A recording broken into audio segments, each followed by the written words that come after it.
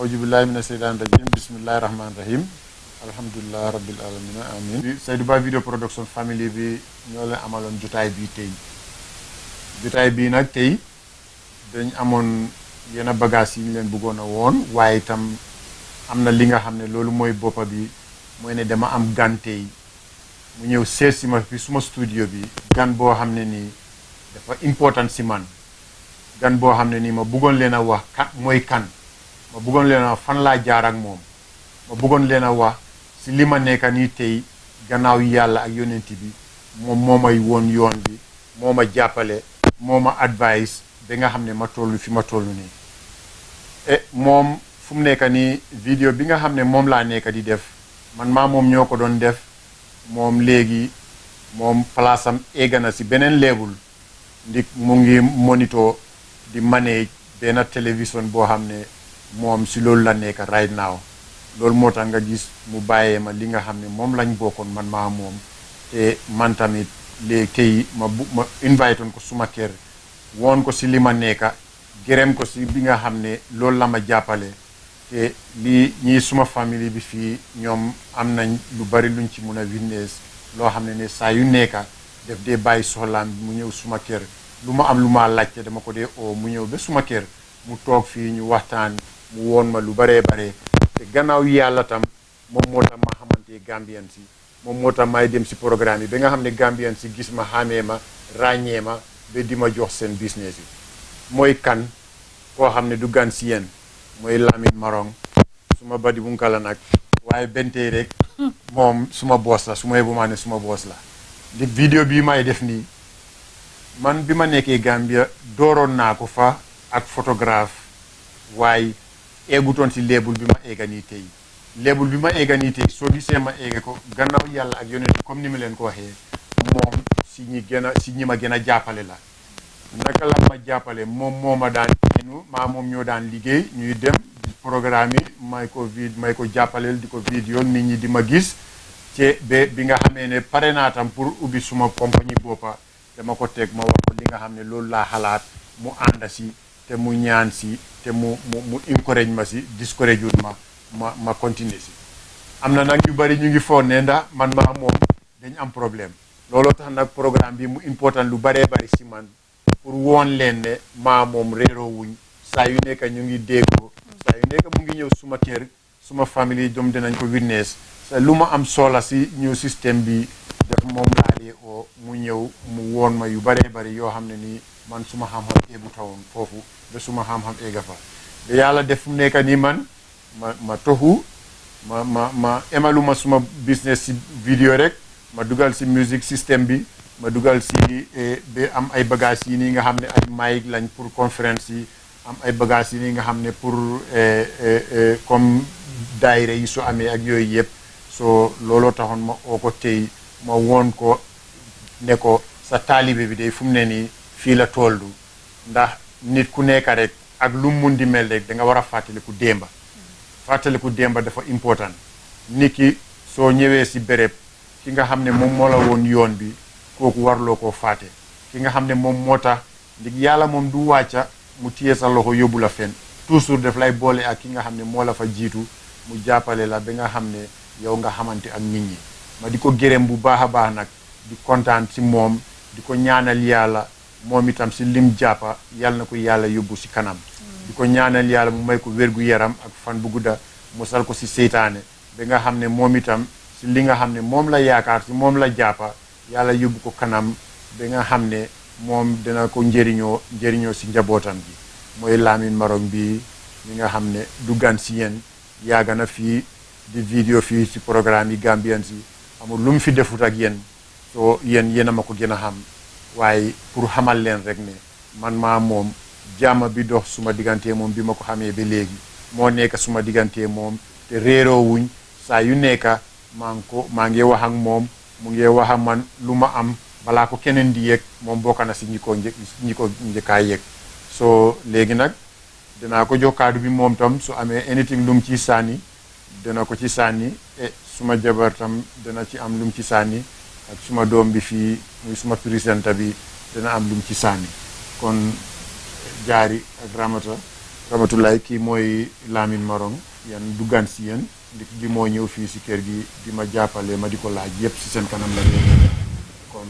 mbokk yi loolu laa amoon pour wax yéen dinaa dellusiwaat si kanam tuuti tam waaye ma may ñeneen ñi tam ñu continuer. Hello viewers out there, it's RAMZY again, the presenter of Saidoubah Video Production. What my father Saidoubah was saying, it's about Lamin, who motivated him and encouraged him. Lamin is not only a friend to my father, Lamin is a motivator to me and a teacher to me. My father told me he has a friend that he always discusses whatever he wants to do.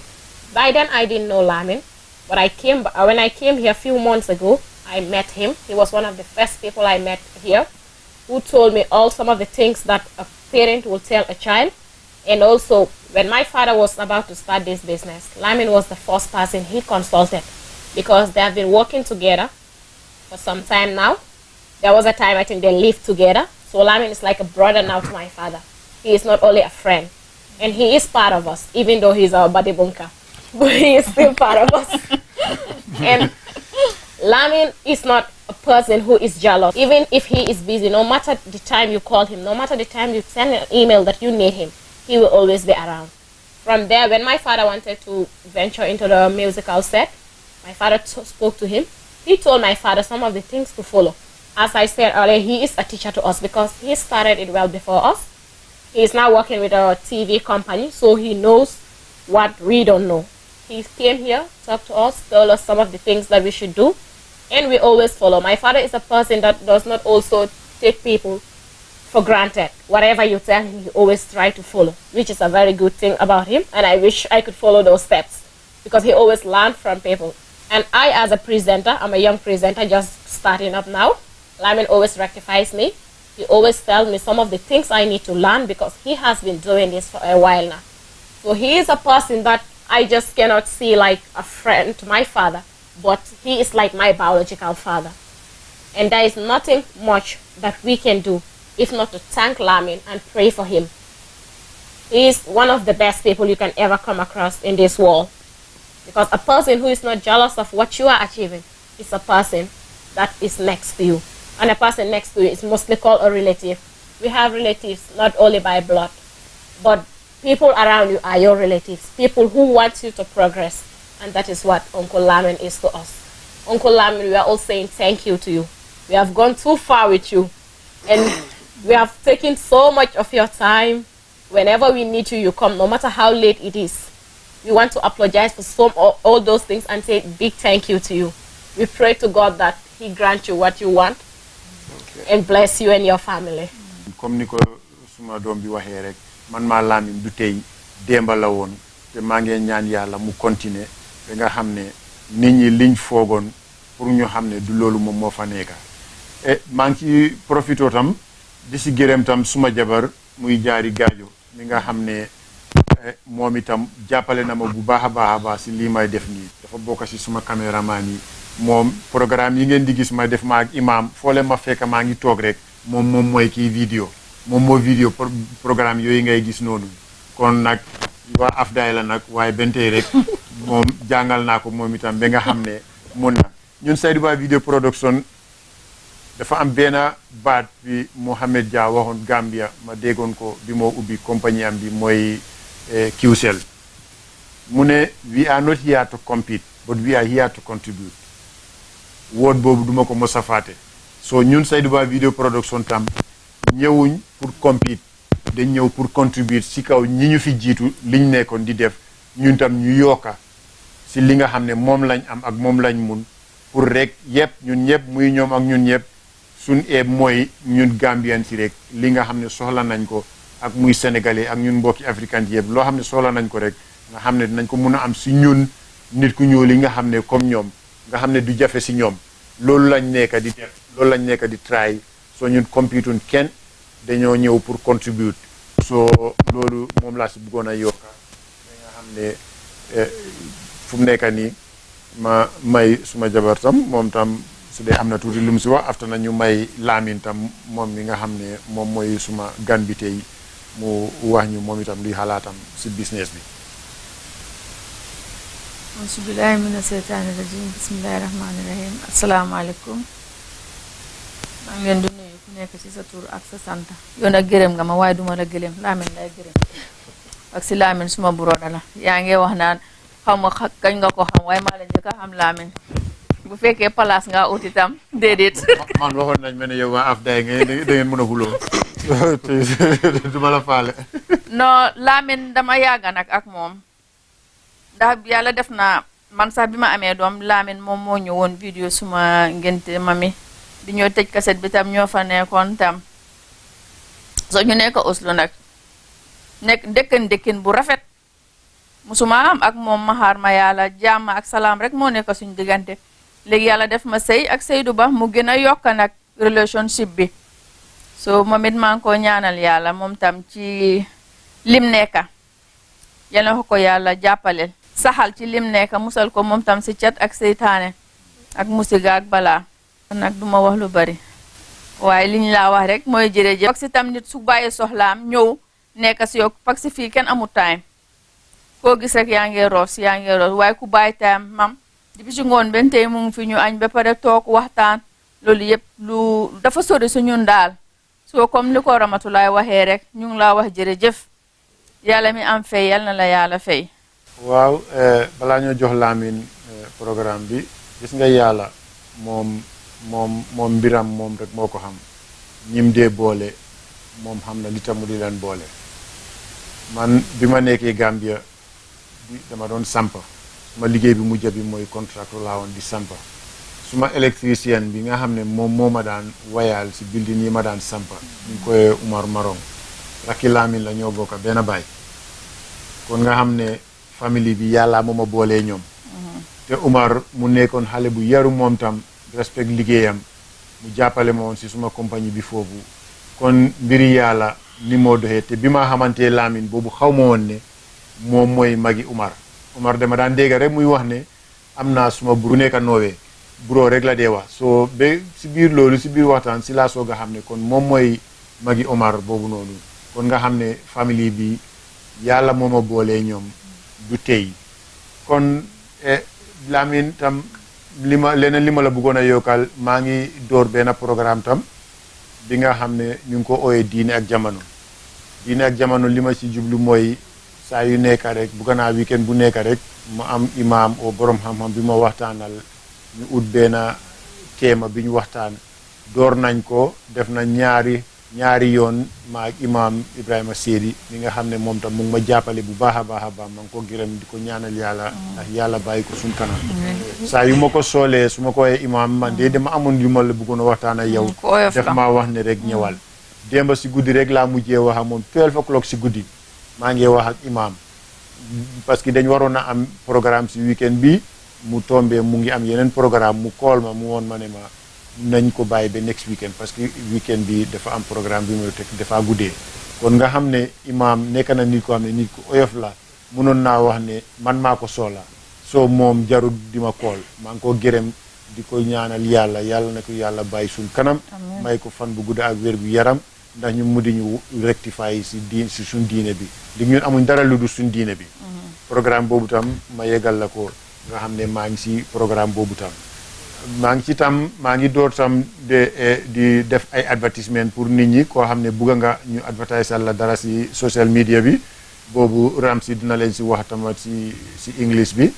moo ñu ngi mun nañ laa ñëw vidéo li nga xam ne moom nga bugga ba pare ñu defal la ko si YouTube bi defal la ko si Facebook bi defal la ko si suñu website bi nga xam ne léegi nit ñu bari macha allah ñu ngi seetaan suñ programme yi ñu ngi seetaan suñ diine ak jamono bi da nga xam ne nit ñi ñaa ngi maa kool fu nekka di ma gërëm di gërëm imaam ñi nga xam ne am na ñu bari ñoo xam ne dañ gisee imaam dañ ci kontaan parce que nii la ñoo xam ne ñu ngi xamante woon ak moom bu yàgga loolu xam naa suma next programme ak imaam dinaa ko ci boole jotali ko ngërëmaande bi nga xam ne ak nuyoo yi nga xam ne nit ñaa ngi ko nuyu di ko gërëm di ko encourage si xam-xam le bi mu nekk di ñu xamal kon ma ne woon ma jotali la boobu tamit Lamin nga xam ne boobu tamit maa ngi si kawam soobee yàlla lépp lu ma nekk rek dara du la si umpa musique set bi tam maa ngi am musique set bi comme ni ma leen ko waxee maa ngi am DJ mooy Sol Cham su nekkee ne programme yi Gambia na Sénégal yi la Sol Cham mu ngi fi boo ko contacté dina ñëw jël suma bagage yi mu dem piliyal leen su nekkee ne yeneen làkka yi la tamit am na DJ yu ma xamante ñoo xam ne dinañ la mun a jël bagage yi ñu piliyal leen kon bu leen fàtte tamit on the 17 mai bi Darou Salam Islamic Center ñu ngi am luncheon sale bi nga xam ne bu mel ni biñ defoon lu yaagut nit ñi kontaan si ñu bari ñu ngi maa kool ñeneen ñi sax moom am na ay séeréer sax ñu ma woon ne ma ne lii dee leen ko def week bu nekk waaye incha allah dinañ seet naka lañ ko mun a defee ba nga xam ne da ngeen saa yu nekk rek dinañ am luñ def so beneen bi ñu ngi koo def on the 17 mai mooy bisi independent in Norway ñu ngi ko ooyee sotti na maay fii ñu ngi ko dooree 11 o'clock si suba ba guddi yi mun ngeen a indiwaale xale yi amul benn problème am nañ fooyeekaay pour xale yi te comme xam naa ne Ramatulaay moom wax na ko yu bari wax na ko si olof wax na ko si soose moom koy macha allah moom xam nga fu mu déggee toorodo bi mu dégga bi ma dégga ni mu laaka moom waaye jaaxal na ma waaye man tam te dinaa laaka toorodo parce que dama bañ ñu foone na man dégguma toorodo saa yu nekk olof rek laa dee laaka tey si kanam bu soobee yàlla li ma wax ni yëpp dinaa leen ko wax si toorodo su ma mbokki ñooro yi ñu ngi ñu ba ñu nekk Angleterre maa ngi leen di gërëm maa ngi dégg seen comments yi maa ngi gis seen comments yi si suñ programme yi suma mbokk yi nga xam ne ñu ngi si Nioro Kabada Facebook page bi ba nga xam ne saa yu nekk lu ma fa dugalee dara rek dama dee gis seen comments yi di leen gërëm di leen santa waaye dinaa wax ak yéen si toore nag du ma wax olof rek parce que bugguma ñu wax ne dama fàtte toore bi te dinaa leen lakkal toore waaye léegi li ma def rek mooy ma bismillah suma gan bi moom itam mu am lum ci wax mu am su nekkee ne am na lum wax si taalibeem bi mu wax su nekkee ne itam am na anything lum bugg a wax nit ñi rek bismillah Lamin mu la neexee nga laaka soose xam naa ne dégguloo olof bu la neexee nga laaka English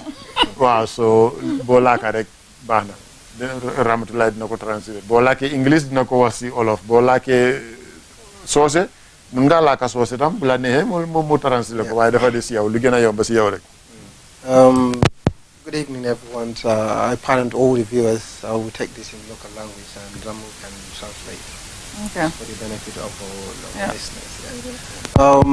Bari be konton na bak al konton al signal. Be Seydou yalla san kama fare nyame Saidoubah na dinding kende. Biye ke ngatala la keba. Afu inna keba. Bringa chankol talam ben da telefe. Kama fare nyame nga ñewlon janne baal nata ka nin doko mañe du ko kan gambe gaf me Omar Marong Omar fana ga said lok mo fo ñen well before janende ka Seydou fangolo kanin dola ka du ko but daf ñam life is very funny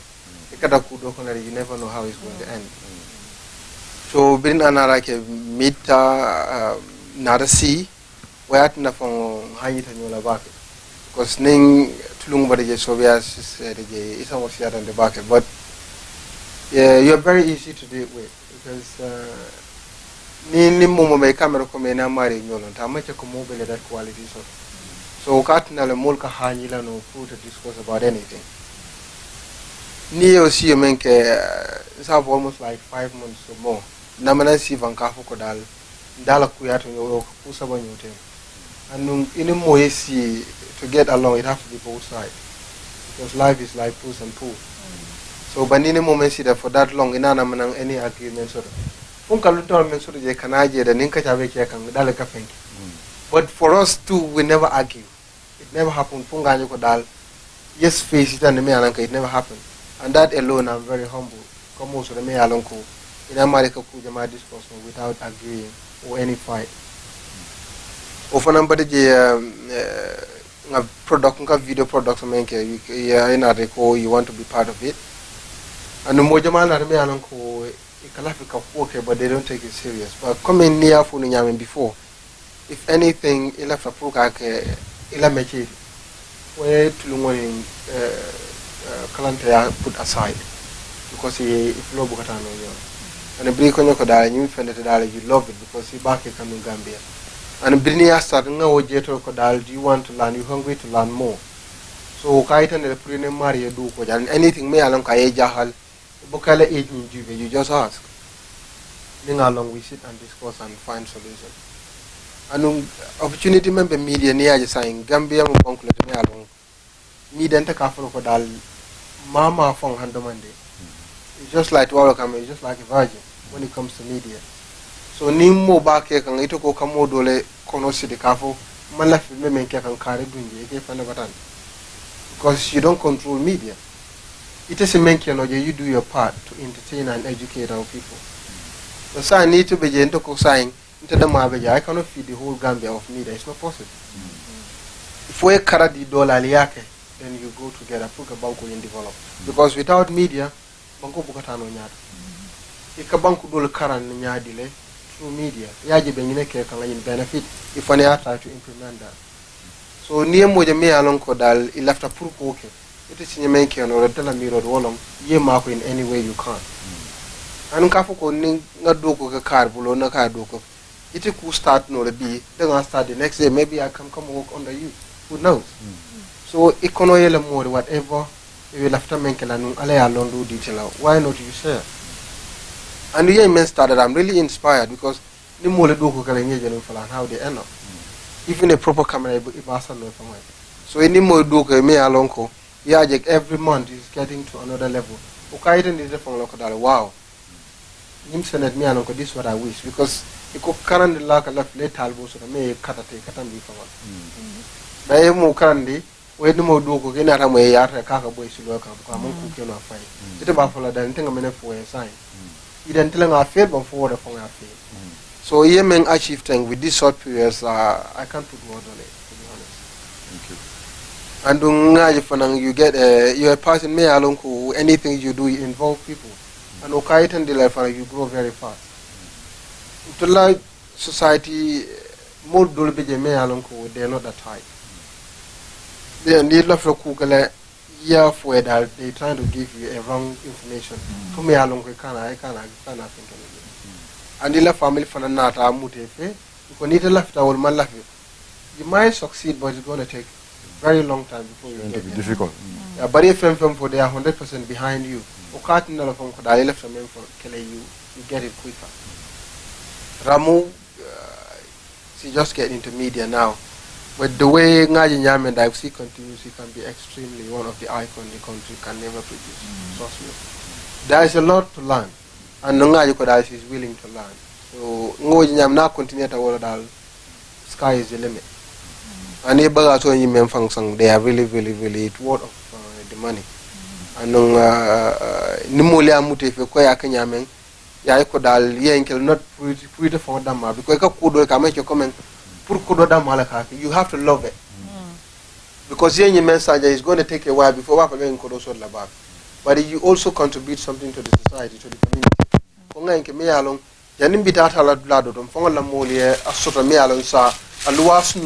Price me along ko itemen kana program ko la te batandila pour ka kanila program ni fana ka promote no so kamala dal defana me recommend la wolon sign ko dal ni la hewo soto jani bita blado to dal the whole package is there. They have the video production me along ko they come with a fantastic brilliant production, quality, sound is crystal. So and the Nile after conference for Nakam they have the whole gadget. So even up to 8 mic. Yeah. You don't need any other support. We have 2 sets of mic, 8 mic each one. This is 8, and we have this type 2 is 8. And we have this one too. We have all of us here. Yeah, and we have this one too, the one you put on your head. So we have all type of mic. So yeah. So it will have to think like in a video of photo or sound production. Just contact whatever you wish. You will get the whole package intact. And when you know the family side, JARIE ko afanyame, JARIE lo numbake nung almane mo kapay kalama abi juf ngaklo baka nung ala futi sito nung ebe JARIE tendu kanu akafe JARIE mo me along ka among asifa man siya mo kono. Mi along ko yayi watu tanya ku yar mo jela mo be mu takilin. Yeah, both one the Kaiko, JARIE, one dank. I remember that. Bimako, Limo explaining, Bimako, I'm not Jabar, Munemakota, Kamanako, Bena, Jigam, to the JARIE GARJO, Muni, Muneko, Hamnako. mu ne ma ne kooku dafa keep life am ni low profile mu ne kooku mooy wax ndànka dox ndànka ci la ba wax baat bii di am nga bari bu ngay duñ dee dégg olof waaye fu mu déggee baat boobu waaw bari bu ngay kay moom xaalis rek waaw so jari mun na bar mus kendelte nak to be honest I am muta janka barin ke te bring sedi ala ko mo fo nya kala to futu la nga me faala an kay ko ni jari ni problème mo jere kam be reblen ko jari na mi ta sirin te ngana mo si fala mati o ala tal ya mo man sia ala si mo man sia e ni pe man ni ko nya di ko ni ko ben si lo ke kay kala musole akoy muso bulu ko mbawle ngaba so ko wala muso bayni mo bene kay musole ko ya hana yo mo so me alon ko dal she's very humble and down to earth so to men duare kalma la futu mela alla shi mela ani na dingol so me alon ko fantastic because they may would see so the kind but you can be proud to be honest me alon ko they are 100% behind you and they're willing to learn what else you can wish for so obviously sky is the limit don't look back and wherever you need my assistance if I can I'll be there for you I know that Thank you, Uncle Lamin. Viewers, unfortunately, he is a Badibunka, so he can only speak Mandinka. And he was speaking in Mandinka, and Saidoubah, my father, was speaking in Wolof. So I'll try to summarize it a bit for you in English. What my father was saying is about Lamin again, how they went through, and the type of person he is, which I said early on. And Uncle Lamin here is talking about the same thing about my father. He's saying that my father was one of the best people that he has lived with, and that they never argued based on between them. They just have these Badibunka and Kianka jokes, which we have in the Gambia, so which is not a fight, I can call, because I can even share that with him. That's why the fact that he's my father. And he has also elaborated on my mom, how they lived here, and the type of person she is, which a proverb he said, dohndanka, ohandanka, dohndanka, which is like she's not a person that is too fussy. She doesn't put her mouth into people's stuff. She is a person of her own, so down to earth, so gentle. So that is what it means in Wolof. That's what it means in English. And Uncle Lamin, now I come to what you were saying in all. Let me say it all in English here. You have talked about me, which I would rather take last. First, I would like to elaborate on the type of person you said my father was, and how things went between you people, and what inspired you about my father. You said my father is a person that does not like involve himself into arguments and stuff, and that he is a person that learns from people despite the age, which I can truly witness. I am his daughter. I'm just 18 years old, and I'm one of his youngest children.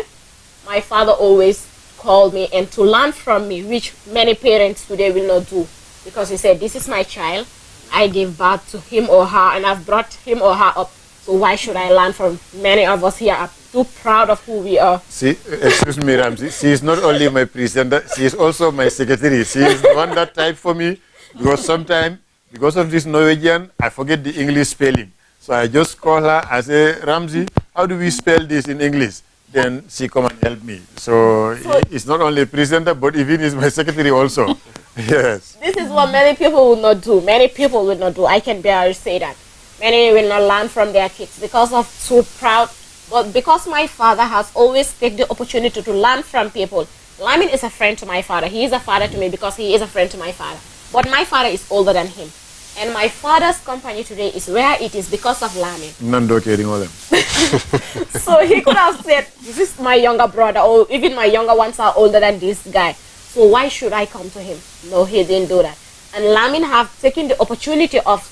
who my father is to advise all of us to learn from people. Lamin has also said that my father inspired him about doing this because my father was not the first, and I'm sure will not be the last, who spoke to him that they want to start a business, something that they want to be like habits and stuff. Many has come to him, he gave his advice, do what all he could, but today they are nowhere. Many were working with him as cameramen or DJs or whatever. Today they don't even know where their cameras are, or they don't even own a camera of themselves. So he has said, because of that, he has said that my father is a person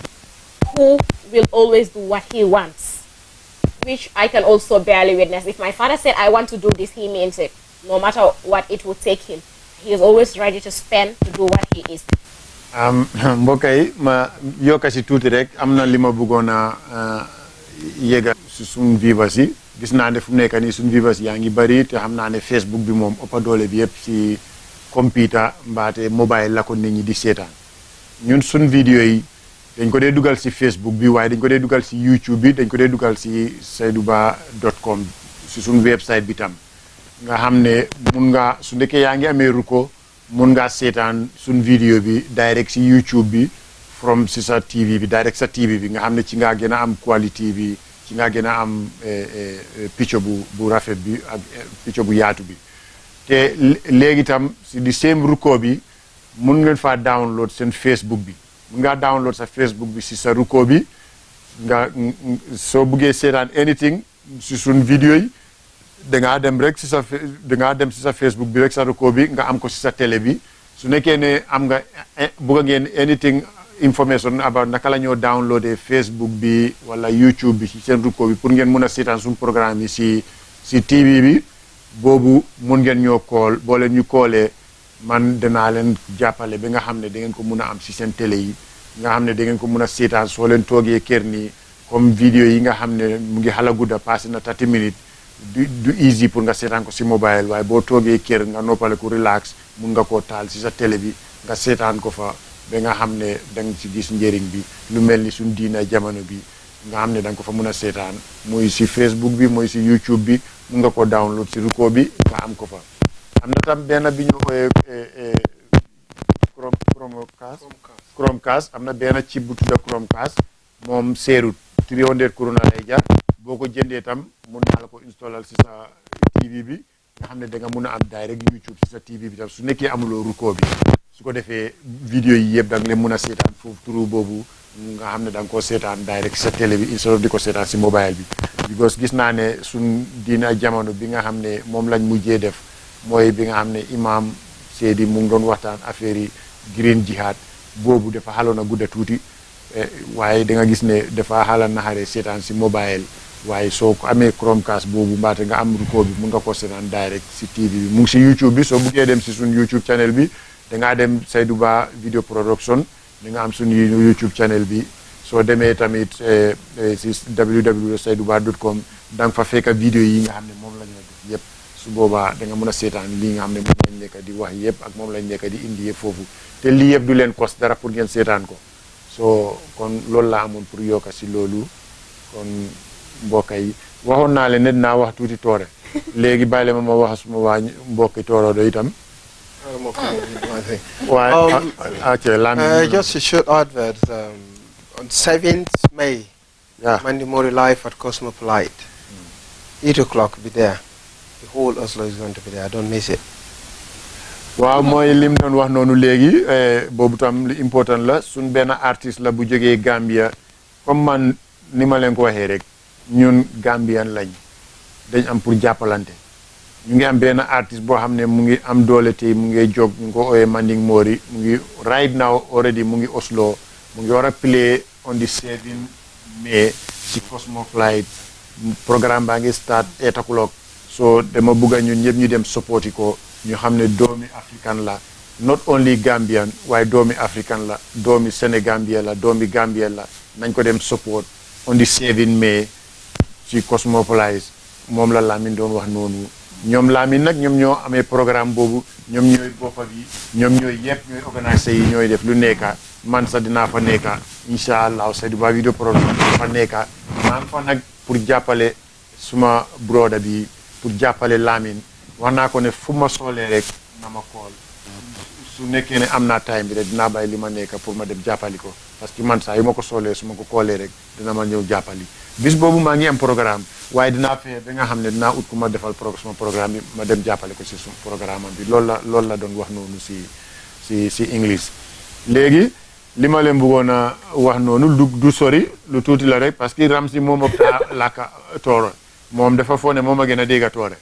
musidɓe am fulɓe ko kalnan noon mon mi ko joni woni minen Saidoubah video production jooɗiɗo momo min kollata mon ɗo mo wite Lamin Marong ko badi bu naajo non de ko ngarmi ko do nowe de ko wonno do mo wada video programme ji gonno dido de ngarmi non min ne bido ardi he seeda ganda am video he natal kono mi yottanoki lebul mo jotti mo joni jimomi de ko he programme ji moda baktinme mako kollumo wonda min o ko batta ko bido hammi wat ko wayni e o holli kam wondinam ala any problem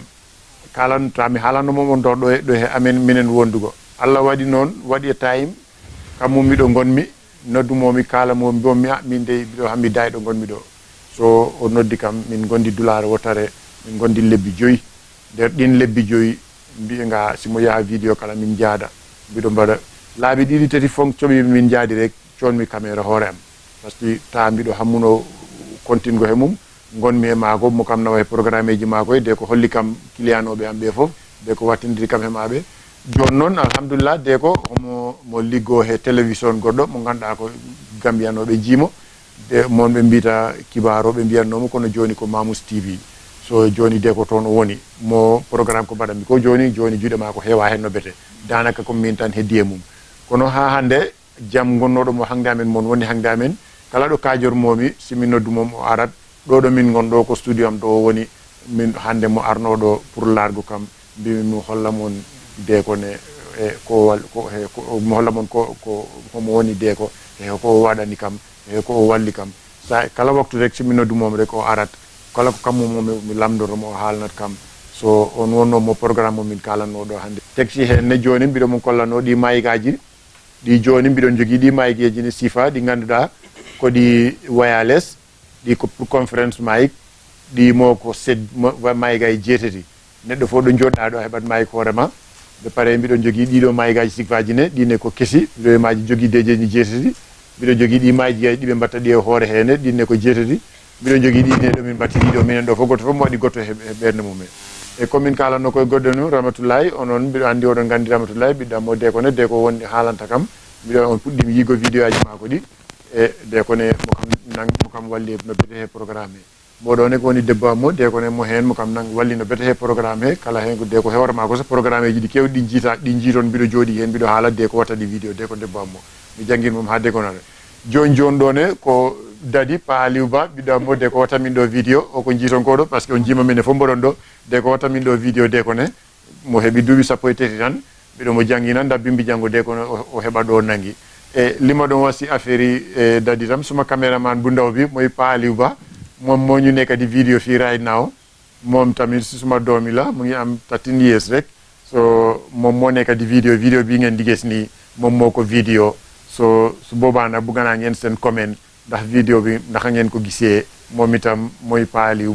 bo len ko sété ci Facebook so da ngeen ko fa gis mom tam moy yonges cameraman bi amon na time waxon na len affaire am Lamin mom moy suma yonges cameraman bi mom tam